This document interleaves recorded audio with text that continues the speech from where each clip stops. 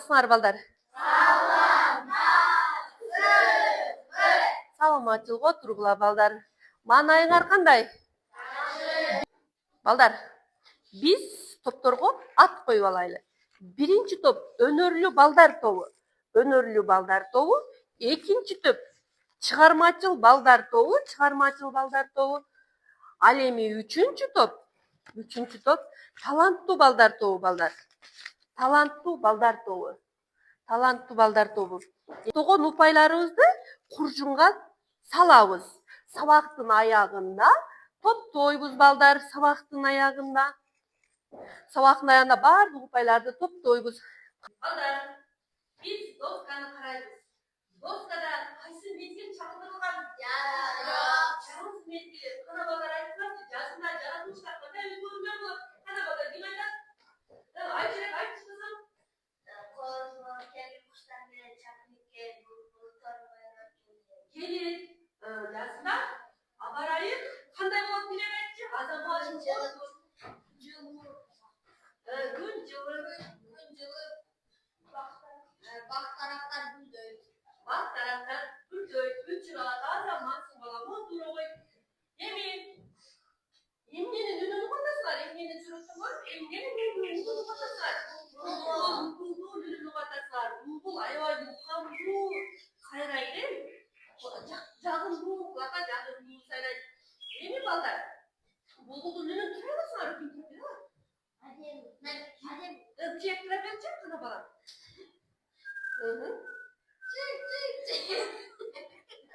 Асамансың, жакшы. Дагы ким турап коет? Адем тура аласыңбы? Айтчыбек болот. Жакшы. Отур. Эми балдар, чыланды көргөнсүңөрбү? Ооба. Кантип үн чыгарат эле? Чыландан коркосуңарбы? Жок. Корккондор да бар, кыздар көбүнчө коркушат. Анда эмесе балдар. Балдар, биздин бүгүнкү темабыз эмнеге? Булбул менен чылан. Биз баардыгыбыз биргеликте теманы таап алдык. Сабактын максаты булбул менен жылан аңгемесинин мазмунун түшүнөсүңөр. Каармандардын образына талдоо жүргүзөсүңөр. Суроолорго жооп берүү аркылуу логикалык ой жүгүртүүңөр, сүйлөө кебиңер өсөт. Боорукердикке, сулуулукту баалай билүүгө, жаман сапаттардан алыс болууга тарбияланасыңар. Эми силерге тапшырма. Биринчи топ булбул менен жыландын биринчи абзацын окуйт. Экинчи топ экинчи абзацын, үчүнчү топ үчүнчү абзацын окуйт. Калганын кулакты коюп отурабыз да. Ким окуйт кана бул жерден? Окуйгу балам. Булбулдун балапандары топуда итегерек уяда эч нерседен камсыз бири-бирине кыналышып уктап жатышат. Алардын бүгүнкү уйкусундай уйку болбос, бөтөгөлөрү гана бүлкүлдөйт. Үстүлөрүндө көзү жамандардан кайтарып жаткан энеси алардын уйкусун бузбай акырын гана уядан учуп жөнөдү. Алардын курсагы ачты да. Кантсин анан бир аз учуп барып кайра келди. Уянын четине конду. Балдары баягыдай эле тынч мемиреп уктап жатат. Деги тынчтык болсо экен, деди да булбул кайра учуп жөнөдү. Ошентип учуп баратса, анда да кулагын салып, шектүү үн чыгабы деп тыңшап асманды абайлап карайт. Жагалмай менен кыргый анын эзелтен берки душманы.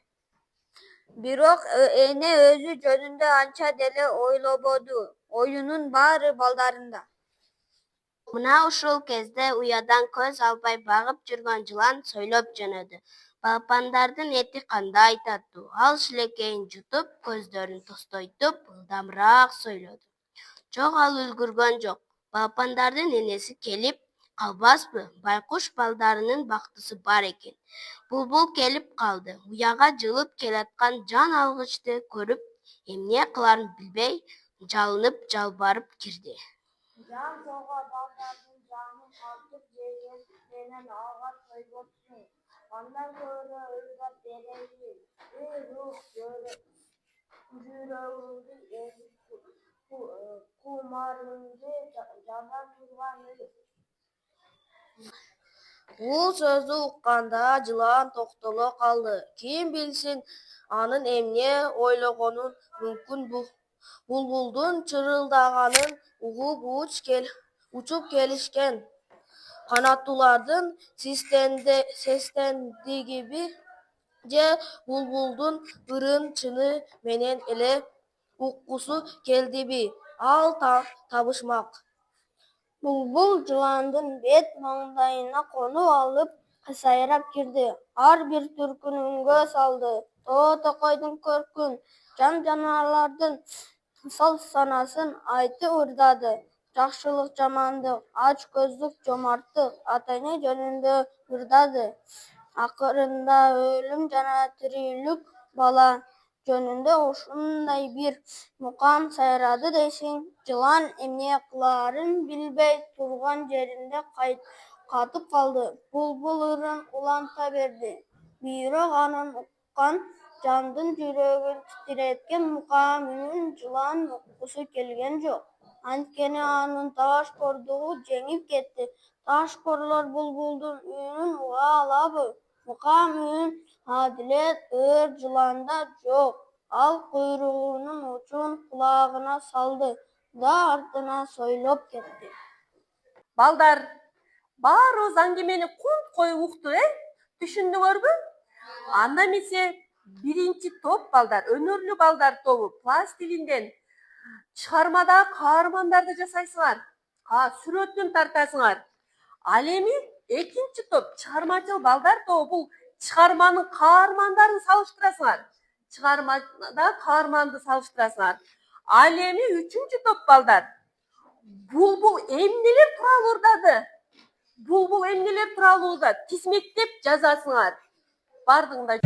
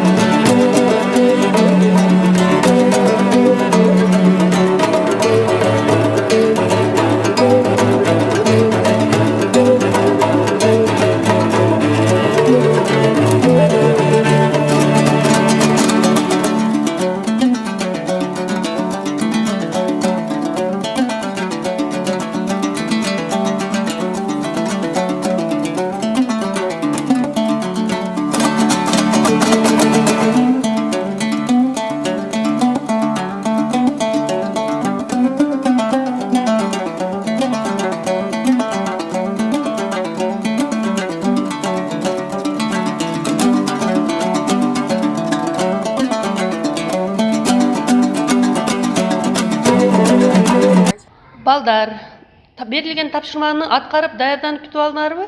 Анда эмесе доскага өнөрлүү балдар тобу келип айтып бергиле. Өнөрлүү балдар тобуна берилген тапшырма пластилинден жомокту чагылдырып, сүрөтүн тарттык.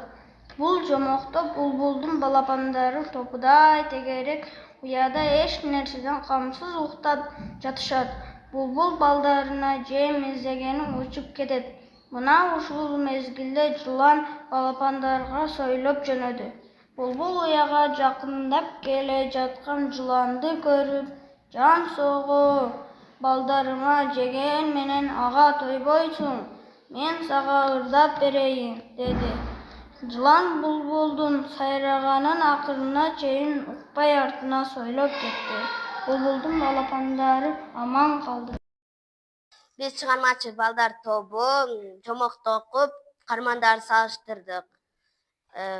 Булбул, биринчи каарман булбул, экинчи каарман жылан.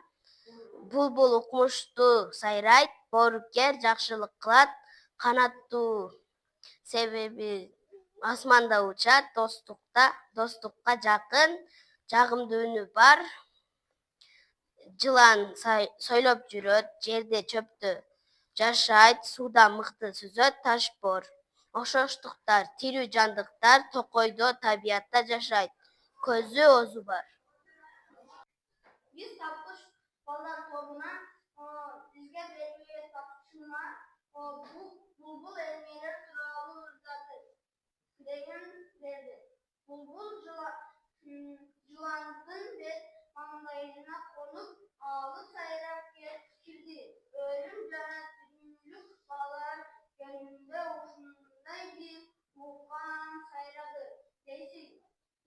Жылан эмне кылаарын билбей турган жеринде катып калды.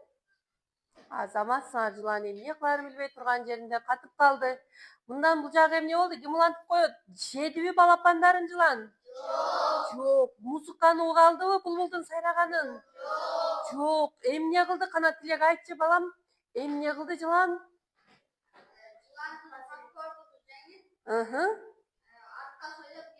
Кетип калды азаматсыздар. Ким айтат анда? Булбул кантип сактап калды балдарын? Булбул адеми кана айтчы? Мукамдуу үнү менен жыланга ырдап, сайрап берип сактап калды. Азаматсың, отургула. Азаматсыңар балдар. Жакшы, эң сонун.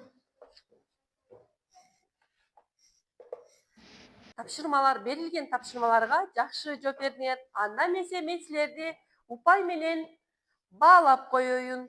Жакшы окудуңар, жакшы презентация кылдыңар. Өнөрлүү балдар тобуна 2 упай, чыгармачыл балдар тобуна дагы 2 упай, Назбике тапкыч балдар тобуна дагы 2 упай беребиз. Азаматсыңар эми балдар көңүл коюп сабакка көңүл коюп отурабыз. Биз балдар булбул менен жылан жомогунда жаңы сөздөрдү үйрөнүп алайлы. Бөтөгөлөрү деген сөз канаттуулардын тамак сиңирүүчү органы. Ал эми жан соога деген сөз бул өлүмдөн аман алып калуучу өтүнүч иретинде айтылган сөз. Сестенбес, коркпос, тайманбас. Ал эми мукам үн деген бул жагымдуу үн деген маанини билдирет балдар. Балдар, булбул менен жылан жомогун бизге Дүйшөн Сулайманов агайыбыз жазган. Дүйшөн Сулайманов агайыбыз бул Сокулук районунун Жыланды айылында туулган. 1929 жылы туулуп, 1999 жылы дүйнөдөн кайткан экен. Ошондо балдар канча жашында дүйнөдөн кайткан болот? Кана айтчы. 1999 жылы дүйнөдөн кайтса, канча жашында дүйнөдөн кайткан болот? 70 жашта болгон. Балдар туура жооп бердиң. Эми балдар, биз жаңы сөздөр менен тааныштык, агайыбыздын өмүр жолун билдик. Эми биз булбул жана жылан жөнүндө биз билбеген нерселерди айтып, силер билбеген нерселерди айтып берейин. Жылан бул дүйнө жүзүндө 3000ден ашык түрү бар экен. Анын 750дөй гана түрүнүн уусу бар экен. А калган жыландар биз жылан көрсөк эле бизди чыгат деп коркуп кетебиз, Жок, калган жыландардын уусу жок экен. Анын жана соймоңдоткон эки ача тилинде сезүү органы бар экен. Анан жыландардын уусунан биз эмне жасайт бизге дарыгерлер?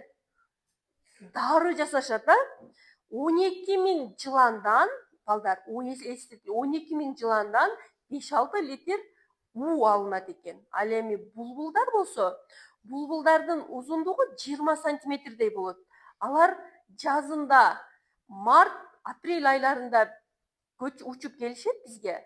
Ал эми сентябрь, октябрь айларында жылуу жактарга учуп кетишет. Булбулдар көбүнчө кечинде сайрашат экен балдар. Анан аябай үнү кандай болот? Жагымдуу, укулуктуу болот балдар. Эми биз ушул булбул менен жылан жомогун видеосун көрөбүз балдар. Баарыбыз кунт коюп угуп отурайлы. Балдар, videonu gördük ha. Aябай сонун бекен, жомок кызыктуу экен. Азыр эми топтор менен дагы бериле турган тапшырма өнөрлүү балдар тобуна стикер формасында тапшырма аткарасыңар. Калтырылып кеткен сөздөргө тиешелүү сүрөттөрдү коюп чыгабыз. Ал эми экинчи топ чыгармачыл балдар тобу берилген суроолорду үй формасында аткарып жооп берип чыгабыз. Üçüncü top bolso kol formasında çıkarmanın kartasını tüzöbüz balдар. Түшүнүңөрбү? Анда эмесе баштадык барыбыз чогуу биргеликте.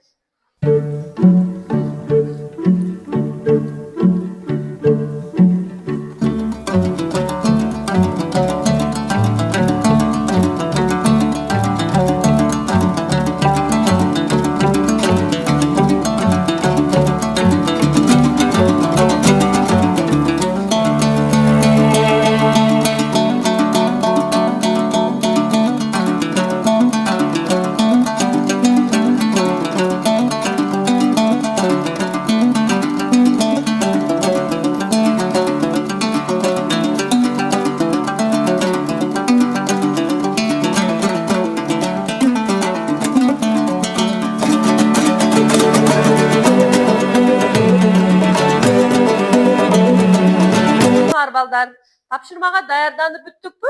Анда эмесе биз жооп беребиз. Кана айыма жооп бере койчу кызым. Стикер формасын катуу.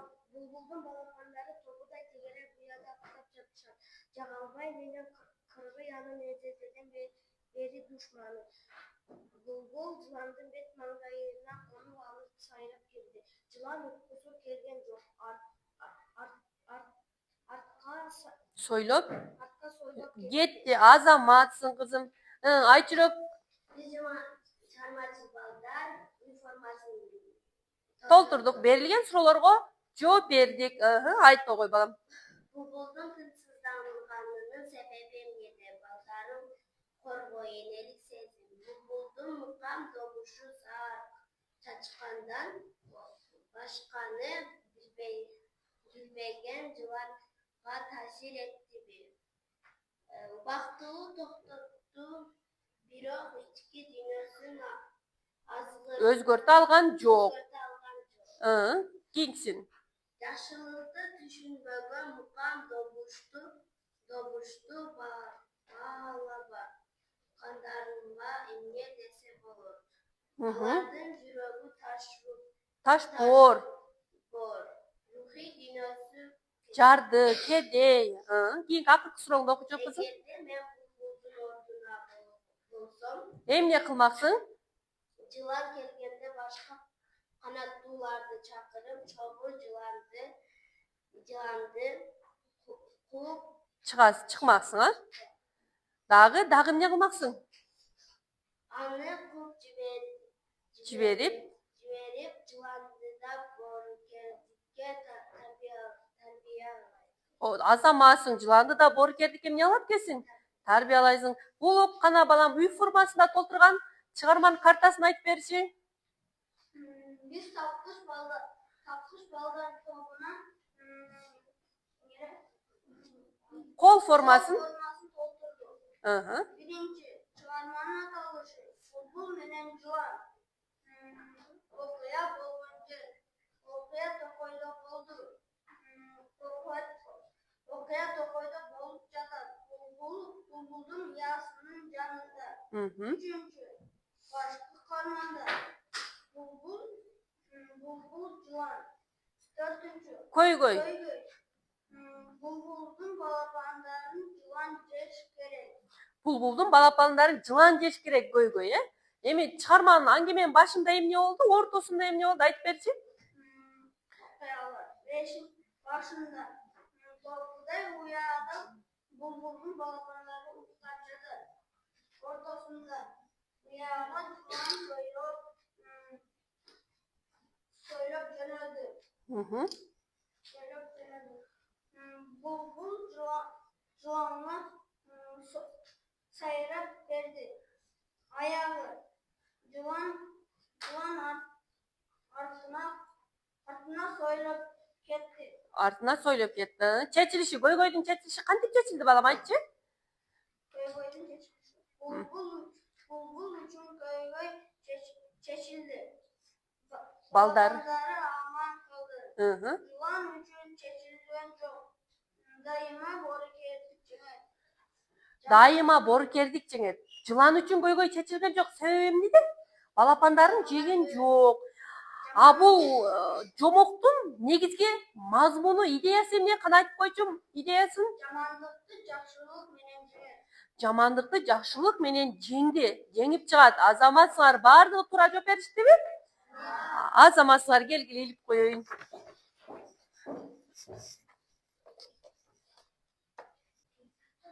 Азаматсыңар балдар.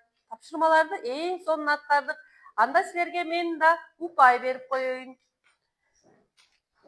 Чыгармачыл балдар тобуна 2 упай, тапкыч балдар тобуна 2 упай. Биз өтүлгөн теманы тест аркылуу бышыктап алайлы. Мен силерге тест түзүп келдим. Туура жообун белгилейсиңер. Биринчи команда өнөрлүү балдардан келе кой. Айша келчи, жооп беребиз. Булбул менен жылан чыгармасында негизги кармандар эмнелер? Кана туура жообун белгилечи. Азамат, отура кой. Жакшы. Чыгармачыл балдар тобунан Акылай кел, кызым келе кой. Булбулдун тынсызданганынын себеби эмнеде? Балдарына кооптонду. Азаматсың, отур. Тапкыч балдар командасынан Назбике келе кой, кызым. Жылан балапандарды жебегени туура болдубу? Келе кой. Туура болдубу? Туура жоопту белгилейбиз. Азаматсыңар. Эми бул командадан дагы Нурайда чыга койчу, кызым, Нурайда. Автор бул чыгарма менен эмнени айтайын деген? Эмнени айтайын деген? Ташбор болуну же боорукер болунубу? Боорукер болуну. Азаматсыңар. Азамат, отура кой. Чыгармачыл балдар тобунан Бекмамат келе кой. Бекмамат келе кой. Булбулдун балапандарын эмне сактап калды? Булбулдун ыры, токойдогу канаттуулар эмнелер сактап калды? Булбулдун ыры. Азаматсыңар. Тапкыч балдар тобунан Елина кел. Булбул өлүмгө жана тирүүлүк жөнүндө ырдадыбы? Өлүм жана тирүүлүк жөнүндө ырдадыбы булбул? Туура. Эми дагы ким чыгат? Дагы Акылай чыга элексиңби? Акылай келе кой. Келе бер, ошо силер, келе бер. Силер жыландын ордунда болгондо эмне кылмаксыңар? Балапандарды жемекпин, балапандарды жебейт элем. Кайсынысы туура? Жебейт элем, туура. Бул командадан кимдер чыга элек? Ким? Раяна келе кой, кызым. Булбулдун мээримдүү эне десек болобу? Булбулду мээримдүү эне десек болобу? Ооба, туура балдар, бардыңар сабакка жакшы жооп бердиңер. Силерге дагы упай беремин 2ден.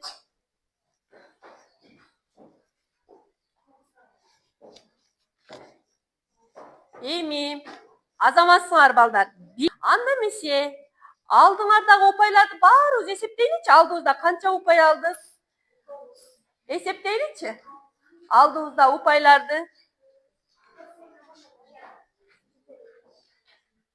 эсептейбиз. 8 экен. Силер эсептеп бүттүңөрбү? 9.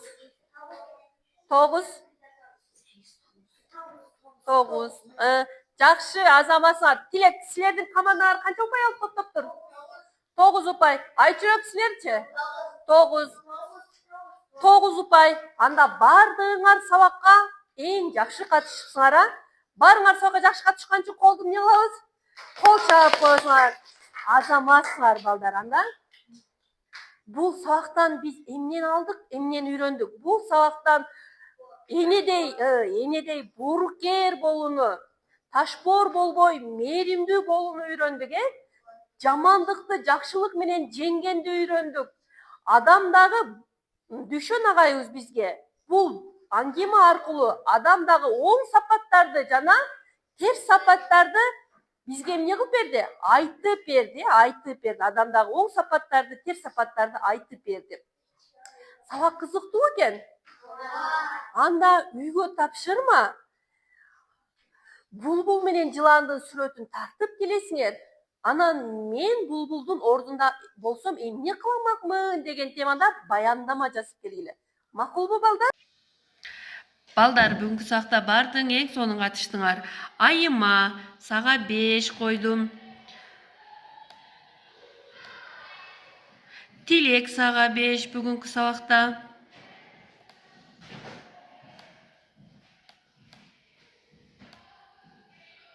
Бекмамат сага 5, Айчүрөк 5.